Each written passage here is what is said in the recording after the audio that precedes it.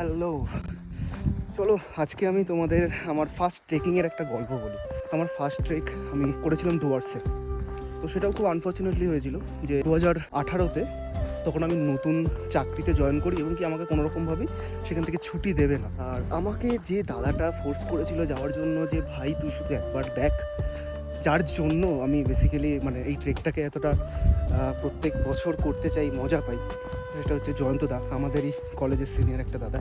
তো ওই দাদাটা আমাকে বারবার করে বলেছিল যে তুই শুধু এই ডুয়ার্সের ট্রেকটা কর একবার, তারপরে দেখবি যে জীবনটা সম্পর্কে অনেক কিছু বুঝতে পারবি, অনেক অনেক জানতে পারবি। ওখানে 22 জনের একটা টিম ছিল। আমরা ডুয়ার্সে পুরো ট্রেক করি, তার সাথে সাথে সেখানে আলাদা একটা এক্সপিরিয়েন্স ছিল আমার লাইফে। আমি যেরকমভাবে ঘুরতাম, মানে তার আগে যেভাবে ঘুরেছি খুব একটা বেশি ও আচ্ছা, ওটাও আমার ফার্স্ট পাহাড়, যদিও আমি পাহাড়ে ফার্স্ট ওইটাই। তো প্রথম পাহাড়ে এসেই ওরকমভাবে টেন্ট খাটানো, নিজেরা কাঠ সমস্ত কিছু আনলাম, এনে সেগুলো দিয়ে রান্না করা। তো এই যে একটা এক্সপিরিয়েন্স ক্রিয়েট হয়েছিল সেই সময়, তো তখন মনে হয়েছিল যে এই বিষয়টা না খুব নিতে হবে, মানে এই বিষয়টা খুব ভালো, একটা আলাদা রকম একটা জার্নি, একটা মজা আছে।